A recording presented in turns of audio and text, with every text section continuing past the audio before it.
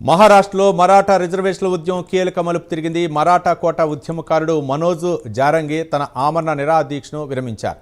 మహారాష్ట్ర ప్రభుత్వ ప్రతినిధులు ఆయనతో జరిపిన చర్చలు అనంతరం 12 అంశాలతో కూడిన ప్రతిపాదనను సమర్పించడంతో ఆయన అర్ధరాత్రి దాటిన తర్వాత దీక్షను ముగించారు. జాల్నా జిల్లాలోని అంతర్వాలి శరతి గ్రామంలో మే 30న ఉదయం ఆయన ఈ ఆమరణ నిరాదీక్షను ప్రారంభించారు. గత 3 ఏళ్లలో ఆయన దీక్ష చేయటం ఇది 9వసారి కావటం గమనార్హం. ఎండ తీవ్రత ఎక్కువగా ఉన్నప్పటికీ ఎలాంటి షెల్టర్ లేకుండా బహిరంగంగా కూర్చొని ఆయన నిరసన తెలపడంతో ప్రభుత్వంపై తీవ్ర ఒత్తిడి పెరిగింది. దీంతో మంత్రి రాధాకృష్ణ విఖే పాటిల్, బీజేపీ ఎమ్మెల్సీ ప్రసాద్ లాడ్ నేతృత్వంలోని ప్రభుత్వ బృందం అక్కడికి చేరుకుని ఆయనకు ప్రతిపాదనలు అందజేసింది.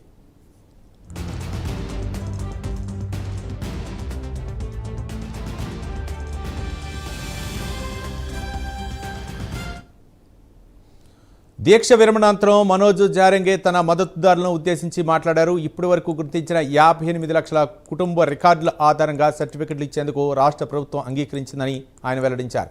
ఈ పత్రాలను గ్రామ పంచాయతీ కార్యాలయాల్లో ప్రదర్శిస్తారని, వీటి అమలు బాధ్యత డివిజనల్ కమిషనర్ కార్యాలయంపై ఉంటుందని చెప్పారు. సరైన రికార్డులు ఉన్నప్పటికీ సర్టిఫికెట్లు జారీ చేయడంలో విఫలమయ్యే అధికారులపై కఠిన చర్యలు తీసుకోవాలని ఆయన డిమాండ్ చేశారు. అలాగే కుల ధృవీకరణ పత్రాల ప్రక్రియపై 15 రోజుల తర్వాత సమీక్ష నిర్వహించడానికి ప్రభుత్వం ఒప్పుకుందని, మరాఠా రిజర్వేషన్ల ఉద్యమంలో ప్రాణాలు కోల్పోయిన వారి కుటుంబాలకు 15 రోజుల్లోగా ఆర్థిక సాయం అందిస్తామని హామీ ఇచ్చిందని తెలిపారు.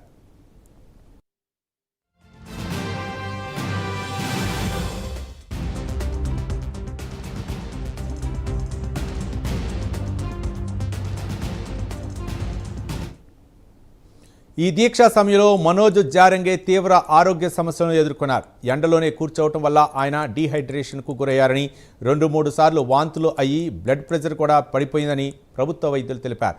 తదుపరి చికిత్స నిమిత్తం ఆయన ఛత్రపతి సంభాజీనగర్ ఆసుపత్రికి తరలించనున్నారు.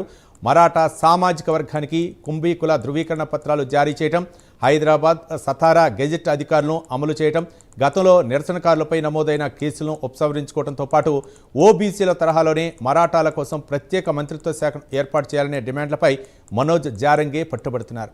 ఈ ప్రతిపాదనల అమలుపై ప్రభుత్వం ఇచ్చిన హామీతో ప్రస్తుతానికి ఆయన తన ఆందోళనను విరమించారు.